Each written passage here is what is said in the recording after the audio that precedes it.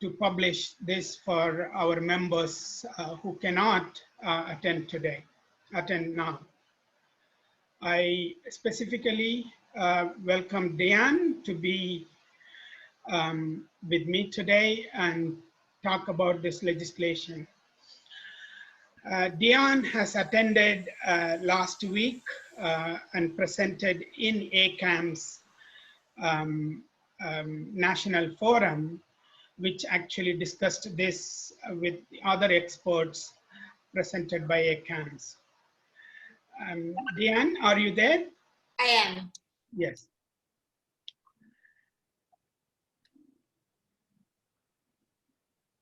Dianne, yes. we have a number of new things which has popped up in this amendment bill. However, we will be only expanding those areas which concerning our members today. Yeah. We want to discuss the restrictions on providing service if customer identification cannot be performed. This is already a matter for our members. What particular change it brings, Dianne? So I think previously, I think this whole amendment is just to make things crystal clear. Sorry, you can't hear me? A little more louder because it's recording. Okay. And then... Sure, thank you. Yeah, I think the aim of the amendment is nothing that is super brand new and will really change a lot for our members. I think it's more to clarify and make really clear what you can do and what you can't do. And I think the biggest thing I'll just say is that you cannot provide a service until customer identification and verification is done. So in the past, it might have been grey. If you collect part of it, you do some of it, it's not clear, you might have started to provide the service. The amendment simply says if you haven't completed identification and verification, you cannot provide the service. That's the most simple thing. I think most of us will already apply that in our businesses because all of our systems are set up in such a way that you have to input the ID, you have to scan the ID, or you have to use VADA or Green ID to do that. The legislation is just simply making that black and white. Did you want me to go on to Reliance too, Ram? Yeah, I'm actually going there. The correspondent banking relationship is not much of our concern. Is there any particular portion which is affecting us on this? I say no. So it really is about banks. So for example, Westpac banking with JP Morgan is a correspondent banking relationship. Where that's the case, there are some new things that exist. Certainly for us, I think it is just for everyone to stop and have a think about who they work with, whether or not you work with a bank overseas or a partner overseas. This new amendment just makes sure that you do due diligence of your correspondent. So really, a lot of you, and including myself, have been working with our partners for years and years and years. You trust them, you've got a good working relationship with them. Part of your program and even part of your practice should really just be maybe once a year, just check in to see if there's any issues with that bank. Make sure you're comfortable that they are doing things the way that you want them to do it from an operational point of view. But certainly if they are regulated, that they're doing all the things that they are with that regulation. So for example, I know a lot of you will work with banks overseas that will ask you for to make sure your license is renewed, your registration is renewed. They will ask you for that. By doing some due diligence on your partner, you might ask them to provide you with their license or to provide you with something to give you confidence that they're doing the right thing. They're regulated, they've got an AML policy, that to disclose to you if there's any issues with their AML policy, program, or any regulation. So it's just about how you do due diligence of your partners. Another word for that is correspondence overseas. But certainly under the new amendment, it's really about the banking relationship. But I think this is an opportunity for us to look at our partners and how you deal with them. On the same matter, because you are an operator, you are operating in a number of jurisdictions where you may have seen this. I'm prepared to ask you questions, and please don't ask me questions kind of attitude from some of the correspondent banks you deal with. And many of our members have this question. There is a big boss attitude among some of the correspondent banks they deal with. Yes. How are you managing? Do you have any ideas for our members? I think you can use this amendment to say that there's an obligation on under the AML Act for you, the Australian remitter, to do due diligence on your correspondent partner overseas. And so if you need any wording around that, I think maybe as ARCPA, we can provide you with some wording to say, to help us fulfill our obligations. We need to get some assurances that you are complying with your own AML regime in your country. And these are some of the questions that we have to have some clarity and assurance around. So I think as an organisation, ARCPA, we could draft something to help our members face those questions when we get it from our big banking partners. They often won't want to provide it. They certainly will ask you every single year for certain things. But you also have the right to be able to ask them questions to make sure you're comfortable working with them.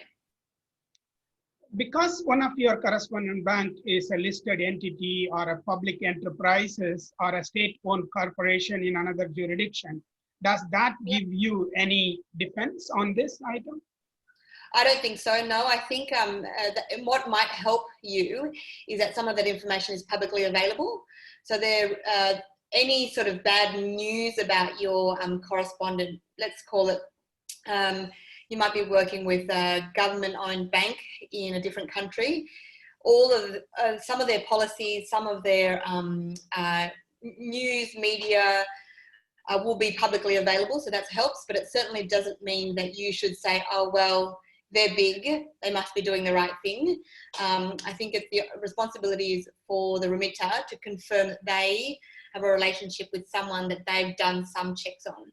And it really is a calendar entry once a year to check, hey, who is a compliance officer? Do they have a policy? Do they have any AML in the news issues around that? It also, I think, is important that a lot of us won't be doing it to check whether or not their AML is good, but also to check that your funds are safe. A lot of you have been working with your partners for a long time and you pre-fund them. Obviously, if their license gets taken away or there's something around the central bank in that country telling them that they can't do it anymore, your funds will be caught up in it. So it's more about making sure that from a process point of view, you're safe, but also from the funds that you send them in advance, they're safe, that you won't lose any money on having this relationship with that partner overseas. Certainly in the time of COVID, it's very hard to fly overseas and meet people and have those conversations if anything bad were to happen. But we've worked with banks overseas where overnight the central bank has said that bank can't do business anymore. And so it took us a long time to be able to release our funds so that we could use them and partner with another provider in that country.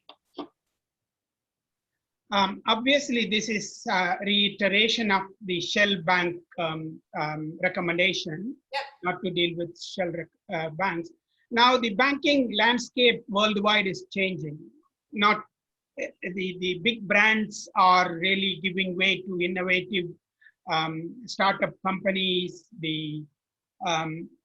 So there may be a lot to affect our members when they go and choose another alternative, a new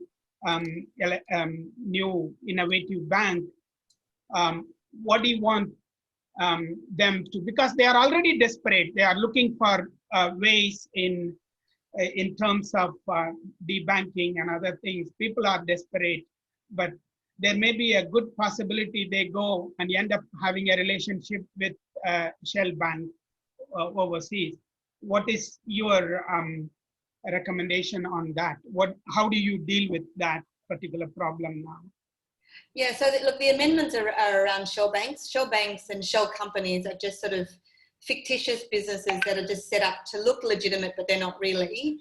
I mean, if you want to work with a new partner, if it's a bank or a non-bank, the key thing I would recommend is to do your due diligence for two purposes. So you don't get caught up in an AML scandal, really. And then secondly is to make sure that your funds are going to be safe with that new partner.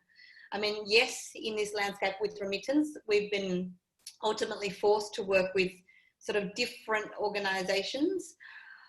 I would really make sure if they're Australian based that there's some warranties about your money, that they're going to be safe. If you work with a bank in Australia and that bank folds, you know that they have a Australian to a certain extent. However, if you work with new organisations that are not quite banks, those guarantees don't exist. So do your due diligence carefully and make sure all your agreements that you have an area where your funds that you keep in the account with them are going to be safe. And I think this is such a big, important area. You guys would transfer lots of money and keep lots of money in your banking partners, financial institutions. It doesn't cost a lot to get a lawyer to read to make sure that in the event that something happens, your funds are going to be safe. That also, it's not directly, but I think shell banks often don't have all the stuff you would expect. And the stuff you would expect is that your money will be guaranteed. So I think going back to Ram's question about shell banks, this particular area is talking about not dealing with, for want of a better expression, fake companies or fake banks. You want to make sure that you're dealing with a legitimate business who's going to safeguard your information, your funds, and is doing the right thing by the AML regime. For so many reasons, you'll get reputational damage, you'll lose funds, and you'll just be caught up in something that you don't need to be. I'm going to take you to the first slide again with the relevance to the same matter. Like there are countries, there are certain members from our own groups. They have certain banks overseas as their correspondent banks, and they are relying on them for inward transactions to conduct CIP and verification of IDs on the inward transactions on the originators in this case, because they are reporting to ASTRAC as inward transaction. They are saying that this is the ID number, this is the date of birth, this is the name and address, but they have less and less authenticity to those information they are submitting. So there may be people who hold a specific agreement to rely on those details collected by the overseas partners. If they don't have, do you suggest that they have to immediately commence process to make it more formal and in a formal agreement? So yes, I think, so what Ram's talking about is that in the new amendment bill, there's a new change where if you rely on somebody to do KYC for you, you need to have an agreement with them so that if anything happens, you're not at fault, I think is probably the easiest way to express it. You're protected by having an agreement. So Ram's example is about inward transactions. So let's just say you rely on somebody overseas to send you the information about the sender overseas or the receiver in Australia. You're not doing the KYC for those customers, and so you rely on somebody else to do it. So this has been happening for years. Even banks use it. Even superannuation funds have other companies that they rely on to do KYC. If you rely on somebody to do KYC, your obligation is two parts. One, have an agreement with them. And the agreement just basically says, how they're going to do it. So if it says, oh, you know, they're going to collect the name, date of birth and address for you, and the way that they're going to collect it is by citing a physical ID, that just has to be written in the agreement. The second element is if there's an agreement and if they do something wrong, but you're relying on the KYC that they do, they're at fault. And so it also protects you to ensure that you're not going to be caught out by AUSTRAC saying, well, you relied on it, you didn't have an agreement, so we think you are doing it actually. So it's really important to have an agreement. The second component to it is you have to do due diligence on that partner. So let's just say an overseas bank is sending you these instructions.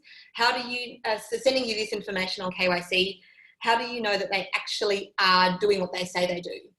So the idea is just like an audit or a regular review, you might get, you might do sample testing, or you might interview the people that are doing it to make sure, or to give you some assurance that they're doing what the agreement says that they will do.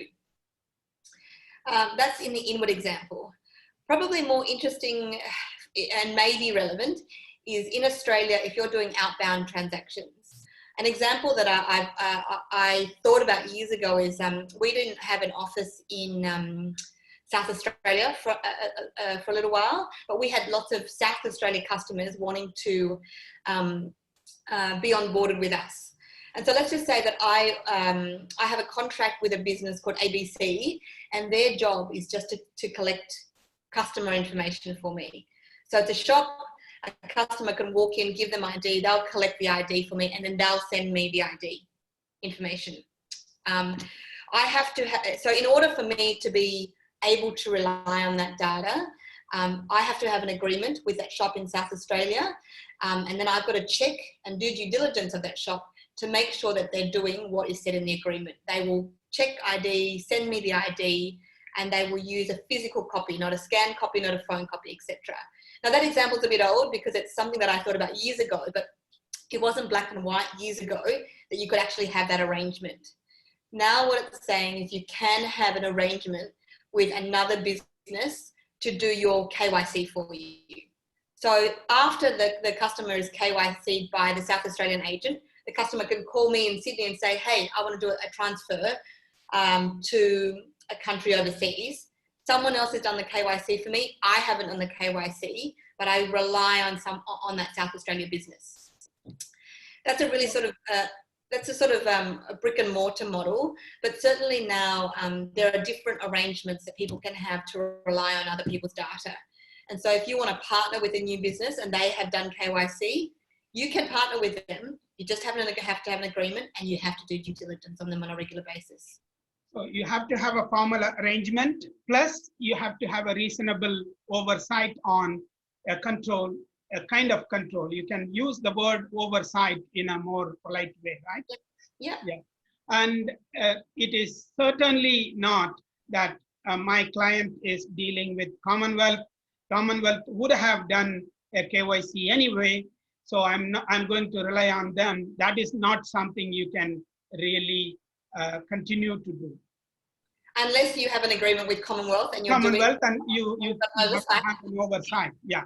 But so, just your client banking with them is not an excuse, yeah. That's right, that's right. So look, I think there's a lot of new arrangements and partnerships that I think can be established out of this.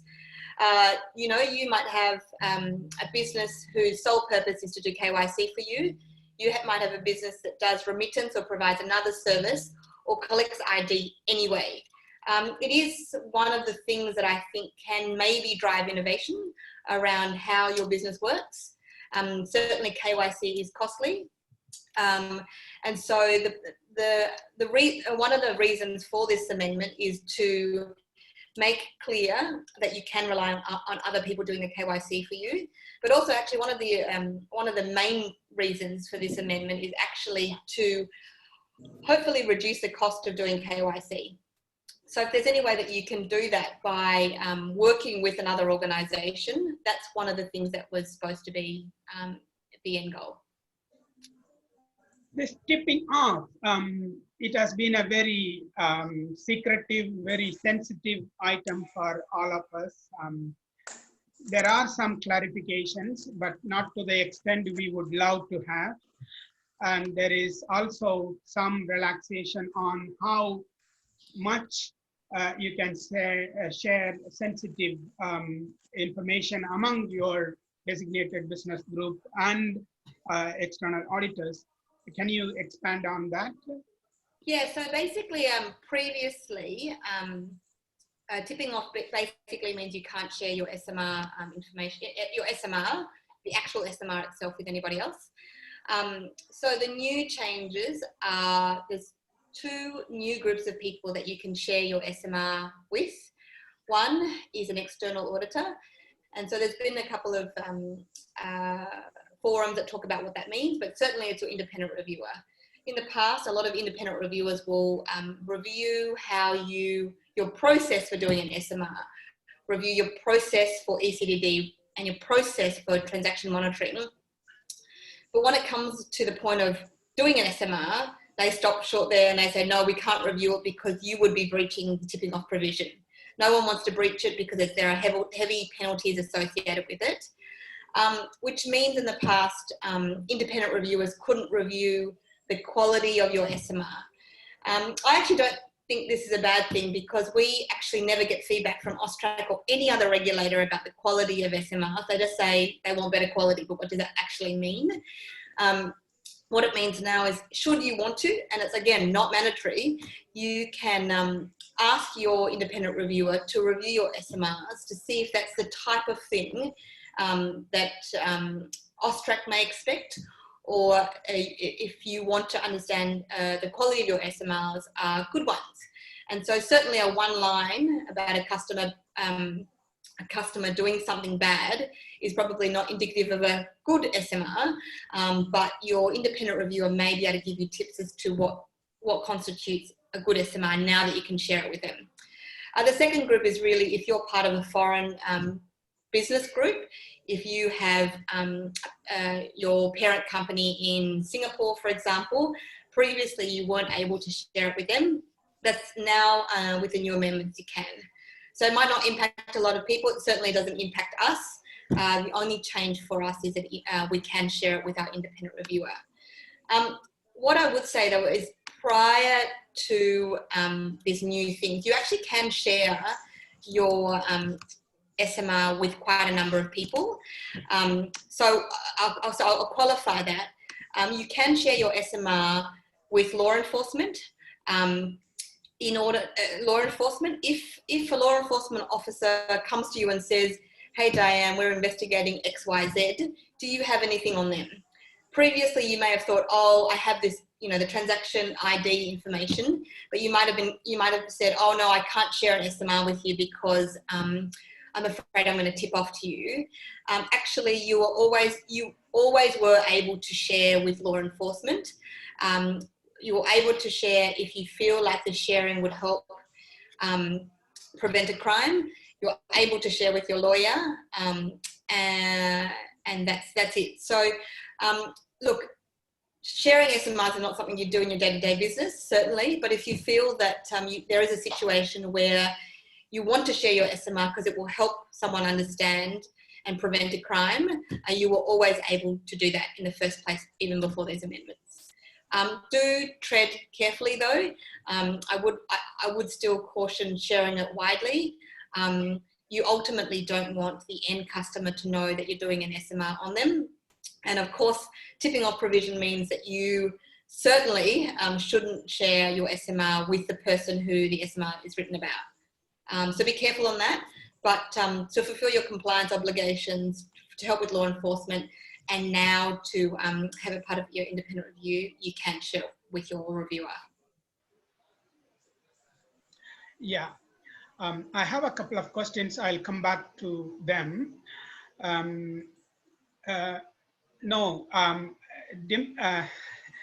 Actually, Harald asked a question. Can you share SMR with your bank? Certainly no. Bank is not a party for privileged even in this amendment. You can only share it within your designated business group and with your external auditor. You cannot share it with your bank. I was going to say, me as an external auditor, I take a particular sample month and I do my own analysis of the log given to me and select a few transactions and check whether they have commenced ECDD on those, and then what are the results of the ECDD. So far I went up to the ECDD and I can ask them how many SMRs they have submitted beyond those and what are all the results on the ECDD. But certainly I could not get into the details of SMR. Can you please mute the others, please? Dianne, you can unmute, but the rest, can you please mute?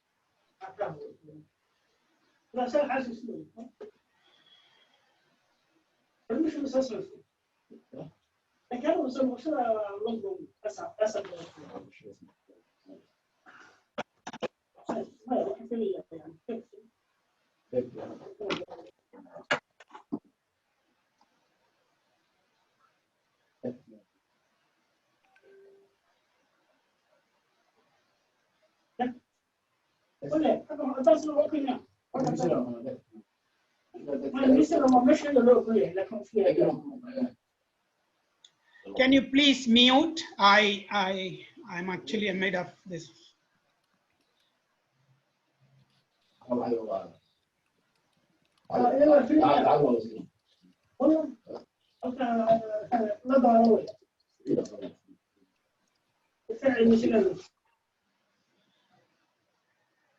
I have muted all. Dianne, please unmute yourself. Thank you. So when it comes to the verification of what SMR, what are all the matters really went to the up to the level of SMR, then the door stops for us. Currently, now that is open so that we can actually inspect the quality and the relevance of the SMRs. And also on the tipping off provision, so asking questions from the relevant parties or giving the subject of this suspicion an opportunity to explain, notwithstanding whether we accept or not, the fact that we accept or not, giving them an opportunity is a matter or a privilege they have in the interest of continuing relationship, unless otherwise it proves to the contrary. That is also now expanded, and it was already there, I suppose. I think we spoke about it. There are matters. There are 3 more amendments brought in. They are matter for the regulators and the crime enforcement agencies. And what is that? Create a single reporting requirement for the cross-border movement of monetary instruments. Yep. What does that mean, Dianne? So previously, if you were bringing money into Australia, there was a CMB. It's like a TTR, but it's a TTR at the border. That's the best way to describe it. So there was one for physical currency, and there's one for bearer and negotiable instruments. Basically, if you previously ever have completed a form at the airport to bring anything in to or out of Australia that's worth $10,000 or more, there was 2 separate reports, and now they've collapsed it to 1 report. I know some of our members are also currency exchange providers. If they bring in money or send out money overseas, this will impact them. But realistically, I believe AUSTRAC will just change the report to combine the 2. Both the fields on both reports are very similar, so I don't see it a big change. So that is particularly to avoid the breaking up of the values to, can we consider that way? Or no, it was just, it literally was, there was two reports that, two separate reports, one for physical currency and one for other non-physical stores of value, gold, for example. They've just combined those two reports. Just changing the format, that's all. Yeah. Okay. And they are also removing barriers to successful prosecution. Does that mean that SMR can now be used as an evidence in court of law? I believe it can't. I think, you're testing me on this one. I think SMRs have never been able to be used, and they can't, if that's correct. I actually am not sure about this one, Ram. My understanding is that the content of an SMR can't be used, but the actual facts still have to underpin it. But I might defer to you on this one.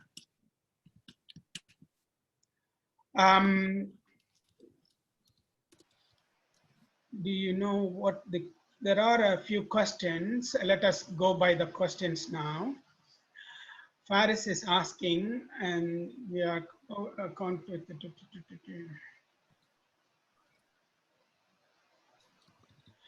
okay, Faris, that question is matter for the association. We are planning to issue a certificate of authenticity of registration from as an industry association. So we can only confirm in our letterhead that you, as far as we are aware of, you are a registered entity. If you want such certificate, please approach us. We can give you. But we have also escalated this matter to ASTRAC, and they said they are working on it. I don't know when they are going to bring this, because this is one obstacle in providing Australian registration to overseas counterparts. But we can actually come to reduce that burden, but it is not going to be a complete elimination of that burden until a proper solution is brought out from ASTRAC's point of view.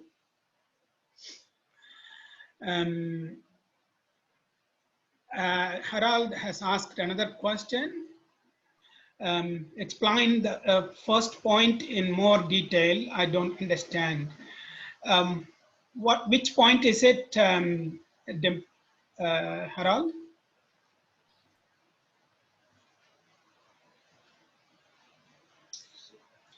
You mean relying on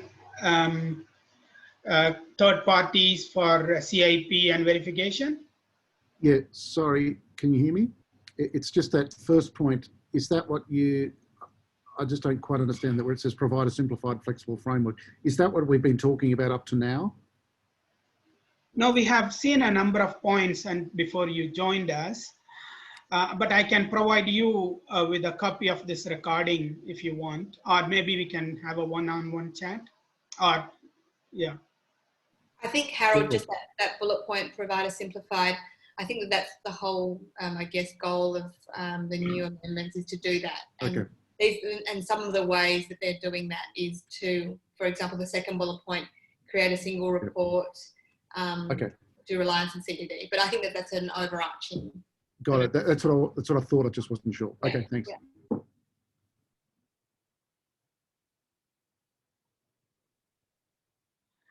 Okay, now we are entering into Basel annual report on worldwide adherence to AML and CTF legislations. And we have also prepared a number of individual countries, how they fared in the last 8 years, because the first report started coming from 2012 and this is 2020. All these 8-9 years, how countries have fared in this area is what we will be looking into. Before that, Dianne, you have some ideas about how our members have to look into the jurisdictional risk, not just from AML CTF point of view, and also from other crime perspectives, fraud perspective, and also the privacy and record keeping perspectives. What are your experience in this area? How do you really bring equality among the deficient jurisdictions in this area? Yeah, look, I think with increasing importance, and probably even so for the certification, banks are going to look at which countries you do remittance to. And certainly if it's a high risk country for money laundering or sanctions, they're going to be really, really conscious of whether or not they want to work with you. But I think that there's ways to overcome that sort of perception of high risk. Certainly there is actually a really, really good remittance business in Melbourne that transfers to Iran for every single beneficiary and customer that they onboard. They actually have to contact DFAT to get them signed off. Now that's a really onerous, as you can imagine, highly expensive, highly onerous task to do. But just because they send to a high risk jurisdiction, they've got to have a control to make sure that they're able to send and do business with that market. Now, luckily for most of us, we don't do business with super high risk jurisdictions, but I think everyone's program or risk assessment should have what countries you do business with. Let's just pick one. Let's pick a sort of semi-risky but not crazy risky country like Cambodia. If you send money to Cambodia, there are inherent risks in that country. But I think what it is that follows the risk. I think Ram's presentation will probably show you that Cambodia rates really highly on the Basel AML index. I think it's within top 10. So it's a Southeast Asian country, it rates high on the Basel list. The Basel list just looks at a whole bunch of factors to measure how risky, from an MLTF point of view, that country is. Look, we send to Cambodia, so I'm not saying just because it sits on the list means you can't. But certainly the things you need to consider is that if it's an MLTF high risk country, what are you going to say and what are you going to do when a bank asks you what are your controls to make sure that you have something to do for this high risk? So I think it's really important for you to write down in a risk assessment, Cambodia, perceived high risk MLTF. Now, you can only do what you can only do in terms of your side of the equation. You're dealing with customers in Australia. And so you need to understand and impose things like limits that you might think are comfortable or processes that you can impose on your customer. We work with a partner overseas where they've set a limit and we've chosen to set a slightly lower limit for our customer to be able to send to them. That makes us feel comfortable that the funds are actually being used for family assistance, which our customers are sending funds to Cambodia for. If you had no limit, if you could send millions and millions of dollars to a high risk MLTF country, all of a sudden your risk profile is completely different and doesn't really align with family assistance. So I think it's interesting to look at what controls you can put in place to make sure that you demonstrate that you are managing the risk. You can't do everything, and so obviously you rely on partners to do certain things. On the receive side, there are certain things that you need to look at and see whether or not you're comfortable that your partner does. So for example, does your partner have a process to collect the ID or verify that the person whose money it's being sent to is actually the person collecting? Is there a process for that? Our partner has two-factor authentication. So we've got to submit to the partner the sender's sender's mobile phone number and the receiver's mobile phone number. And then there is an SMS that gets sent to the receiver to verify it's them. And then a pickup code that gets sent to the sender to send to the receiver. Now, it sounds onerous, but I think what happens is it's a way to make sure it's going to the right person, in addition to collecting the name and ID on the other end.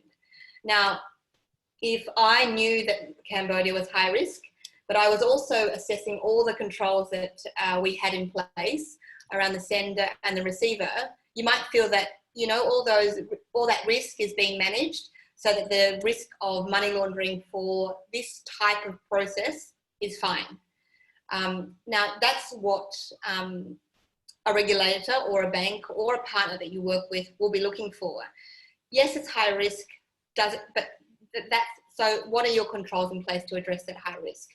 I think it's important if you deal with one jurisdiction or many jurisdictions that you have this process in place. The other thing I would think about is not only MLTF. You see that Westpac has been caught up with child exploitation. It's not about big numbers. Certainly with child exploitation, some of the dollar values are being sent anywhere between sort of $9.99 to 50, less than $100. But you should consider the different risks also. So what we do is we put the country and we put a whole bunch of risks that we think might occur, and we rate that country according to that risk. So for example, you might say Cambodia, high MLTF risk, yes. Does Cambodia have high sanctions risk? Well, it deals in US dollars, so maybe a little, but for all intents and purposes, do they have high sanctions risk? Not really. So sanctions risk is low. Is there big child sexual exploitation risk? Yes, no. If there is, what are you doing about that? So the control that you have for the different risks might need to be different as well. One example of a control you might do for child sexual exploitation is look at customers that regularly send small amounts. You might do it as a post-transaction review. You could do it in real time. But I think it's a matter of saying, this is the risk. These are the risks. Does that particular country that you send to have that risk? If it does have that risk, is it high or a low risk? If it's low risk, you might say it's low risk and this is the information that we've got to support it. If it's high risk, you need to have something in place to make sure ultimately that risk is no longer there anymore or very low. So I think you just need to go through that exercise for the countries that you send through.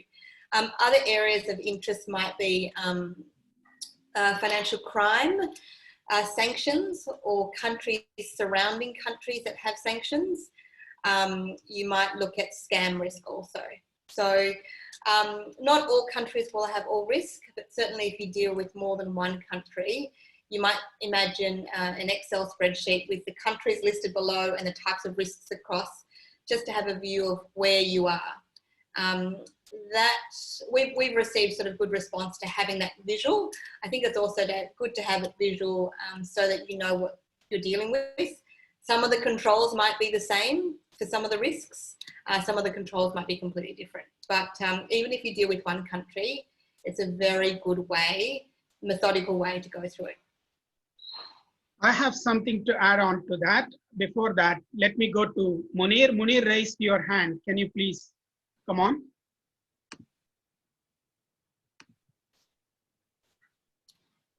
Munir, are you there? Okay, looks like he is not.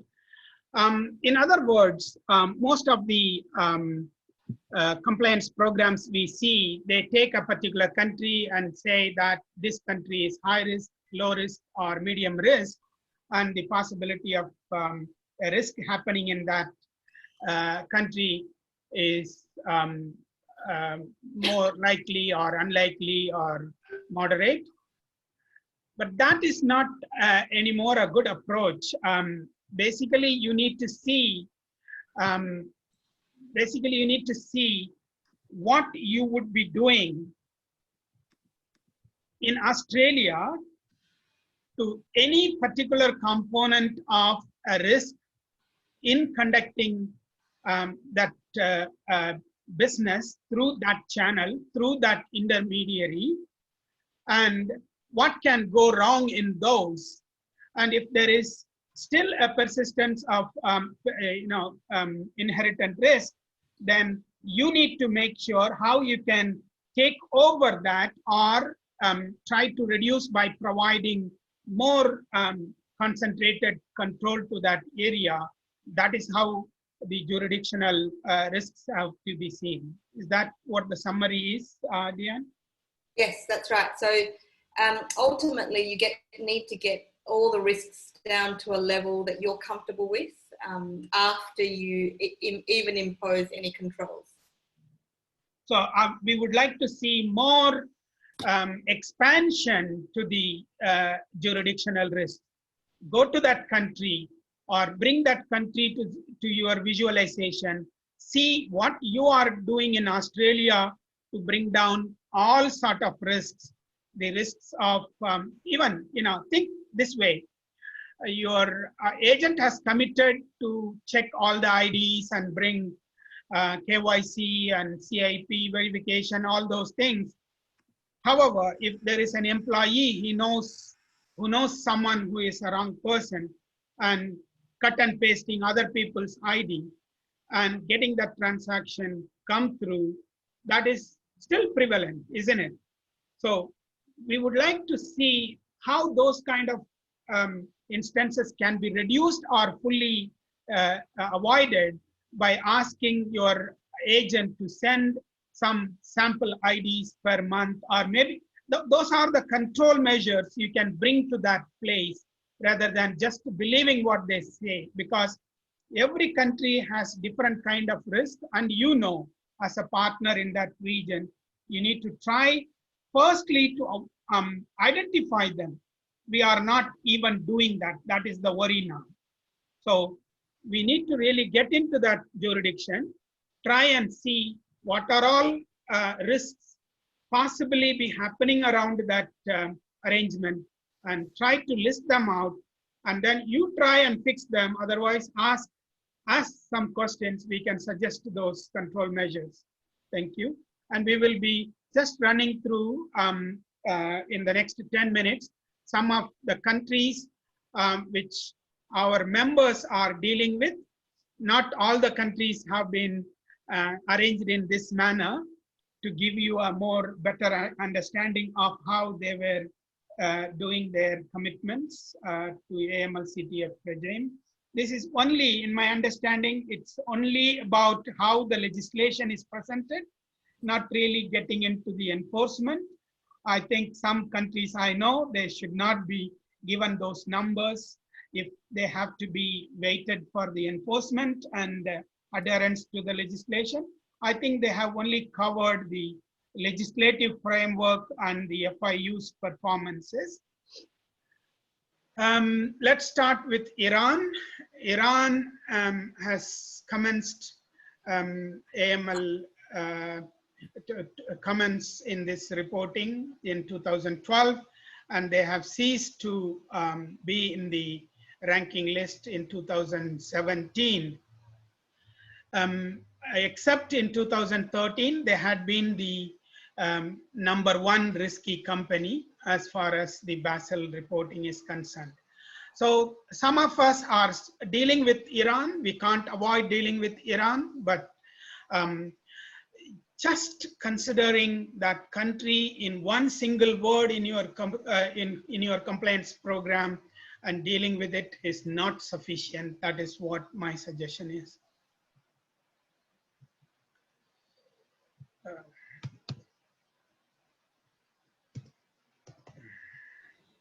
Sorry.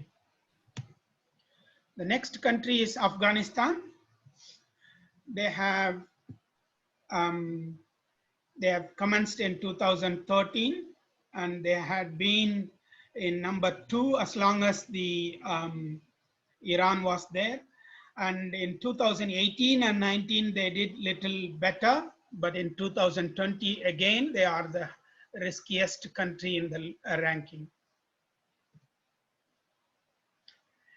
Kenya had been one of those riskiest countries, but as far as the new rankings are concerned, they are really improving, except in 2019, there was a dip.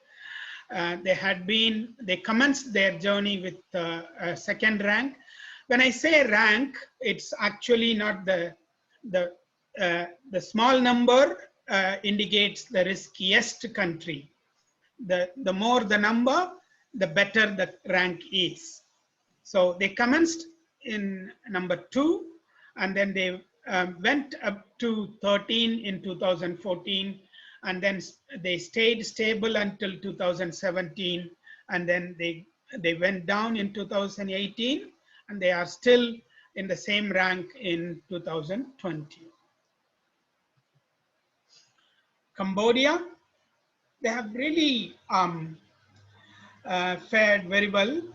They have been in number 3, 3, 3, 6, 9, 7, 16 in 2019. It was a better year for them. In 2020, they went down a little bit, but not so worse like before. Nigeria, this is a country I would like those who deal with this country to have a very deep look into the risk. But as far as the Basel rank is concerned, they are really doing good, but they really went up to 32, 33 in year 16 and 17, and they are coming down. They are coming down from even the position they started in 2012. They started in 2012 at 16, now they are 14. Vietnam, Vietnam has commenced very well, but they have dipped, so they went very good in up to 2016, and then they started sliding down, but they are in 12th rank in 2020. Pakistan, for what they are known to be outside, they are really doing well in terms of their controls in their central bank level and the FIU level. I have been watching Pakistan with special interest. They, to my knowledge and opinion, they really did very well, and they still are continuing to do well, and they are standing at 28th rank in 2020, but they had been doing good in between 2014 and 17, but for some reason they are coming down.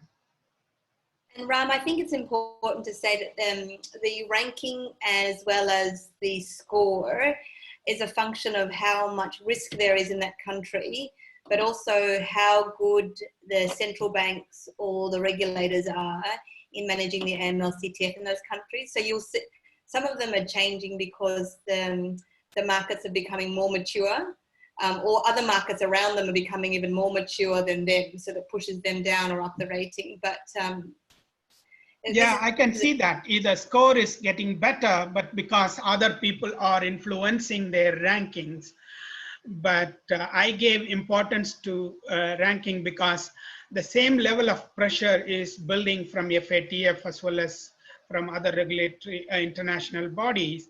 But some people, if you look into their graphs, they don't care whatever happens outside, but they are performing at the same score levels, but their ranks have really deteriorated also. But while talking about Pakistan, Pakistan really went ahead and implementing those biometrical measures to control their inherent risk. And also very recently, they have also brought in the legislation to control the gatekeeper professions. That's why their ranking also good, but they are really stable or improved in their score this year.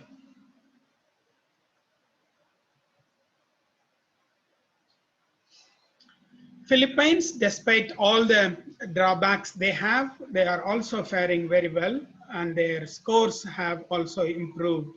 But this is one country. Also another country, people have to consider other risks more than the AML CTF.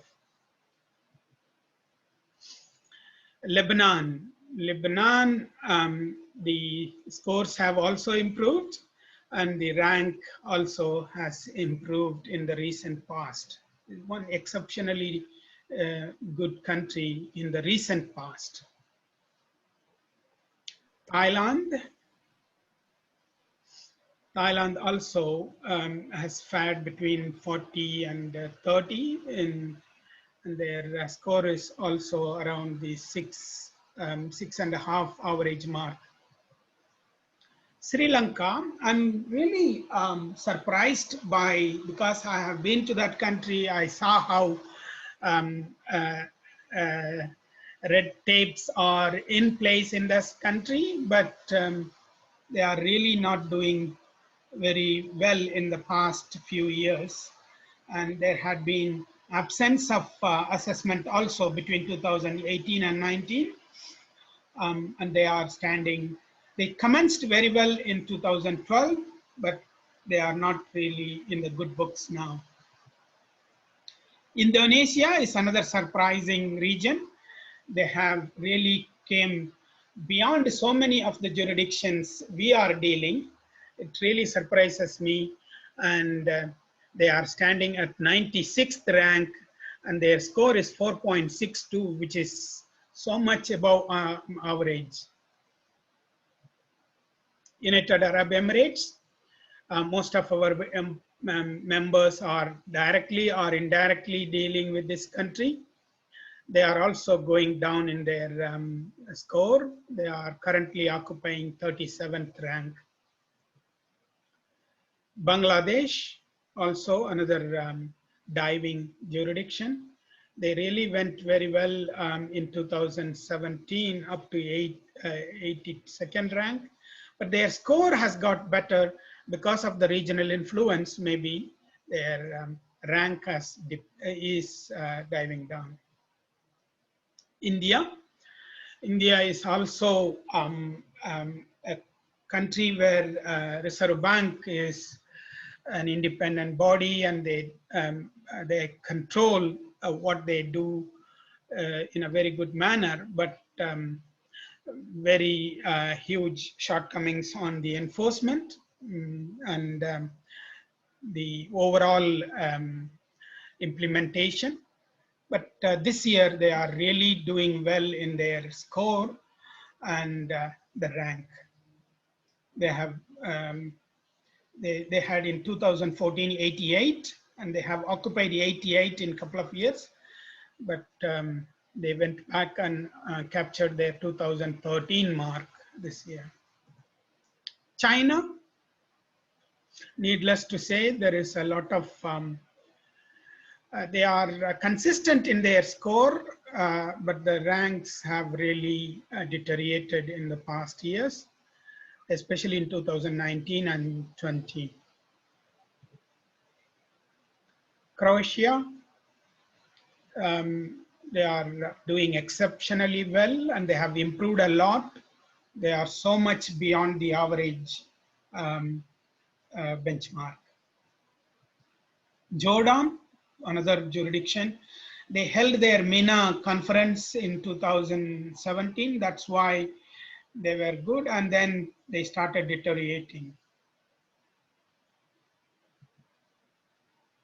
Hong Kong, surprisingly an improving economy in this matter. Macedonia, they are also faring very well. They are exceptionally doing good. Bosnia, they did very well. They deteriorated. They are recovering back again. Serbia, they are also well, but they deteriorated and trying to reconstruct maybe. Montenegro, one of the few good countries which have fared really well and they didn't deteriorate much. USA, the world leader, is not really doing very good. Currently, they are capturing 100th rank, but in few past years they haven't really done well. Malaysia, for their place in money laundering, they are also doing very well. Singapore, also consistently doing good country. That's all. If there is anyone who wants any of their countries a graph, please let me know. I have set a template, but I didn't have time to do every country, including Australia and New Zealand. Australia Sure. this year has really done well for what they have been faring for the few years. So is there any questions for either me or Dianne? Yes, if I've typed a few in, but I just noticed on those rankings, 2018, 2019 seemed to dip for a lot of countries. Was there something global that caused that? Can you comment Some on that? countries have really fared well. And I don't call it as a global phenomenon, but I think they have, all the countries have achieved their saturation point in terms of how much they can push their economies really without spoiling the economical well-being of those countries. That may be the reason, I can say. Okay, thanks. Yeah, Akriti, I can do Nepal and let you know. I can send it to you. Ram, do you have Iraq? Iraq is not a participating country, but yeah. But as in you don't have data figures. Yeah, yeah. they are not participating in this ranking. Well, in absence of any questions, is there any questions on annual compliance report? I think the questions last year were actually slightly written differently to the year before. It almost tricked us, actually, it felt like. So just read the words really carefully. We did a side-by-side comparison on the 2019 report and 18. And whilst there was not supposed to be a change, there were some subtle changes that sort of caught us out. We actually got a call from Austrac because they thought we said that we weren't doing something, but my feedback to them was the question was quite poorly written. And so what our answer was opposite to the way that we intended to answer, because I think that the wording had changed. We'd not encountered it before. We went back and looked and the wording had changed a little bit. Okay, thank you very much for all of you for providing this time in a very quick notice. We will be coming up with another webinar in the early 2021 March. Thank you very much. I'll be stopping recording and also closing this. You're going to share the recording, Ram, on the group? I will. And kindly the actual presentation as well? Yes, I will. That would be great. Thank you. Thank you. Thank you, Ram, and thank you, Dianne. Thank you. Thank you. Thanks to all. Thank you. Bye. Good one.